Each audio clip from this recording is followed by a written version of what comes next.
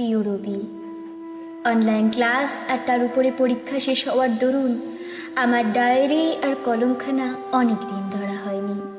কিন্তু আজ 22শে শ্রাবণ, তোমায় একখানা চিঠি তো লিখতেই হতো, তাই আজ কলমখানি আর ডায়েরিটা ধরেছিলুম।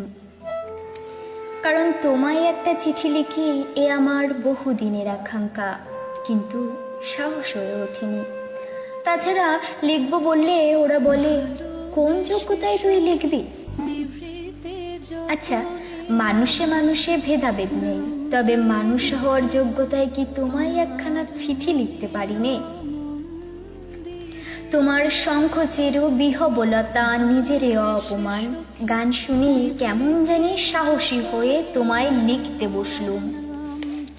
ছোট খোকা বলে অ আ শেখেনি সে কথা কওয়া, এই কথা কওয়ার শুরুতেই তো তোমায় পেয়েছি।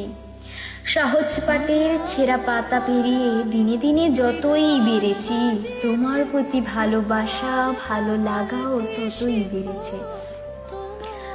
ছোটবেলা থেকে তোমার লেখা বই উপহার হিসাবে পাওয়ার পর তোমার সাথে আলাপ করতে উঠে পড়ে লাগলাম। পড়তে শুরু করলাম তোমার উপন্যাস, তোমার গল্প, কাব্য, নাটক।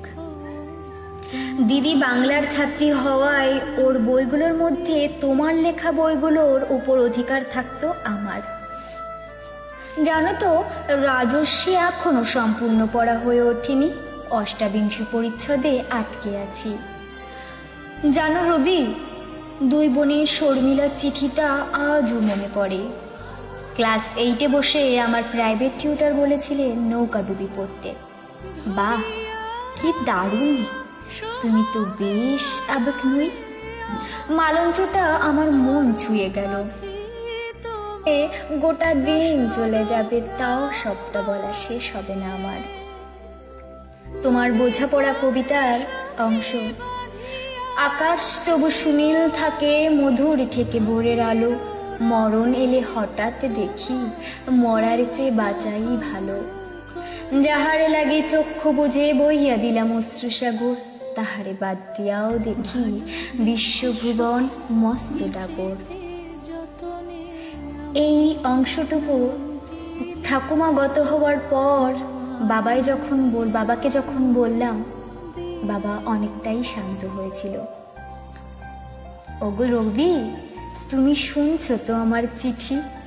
জানি আমার চিঠি তুমি পড়বেই আর শুনবেও। ওই যে 1348 বঙ্গাব্দে 22শে শ্রাবণ, এইরকম একটা ভরা বর্ষার দিন তুমি না ফেরার দেশে পাড়ি দিয়েছিলে। জানো তুমি, এ জীবনে ধন্য হলাম তোমায় ভালোবেসে।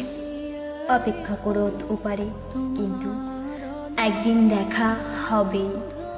ইতি তোমার এক কি বলি, ইতি ত্রয়ী।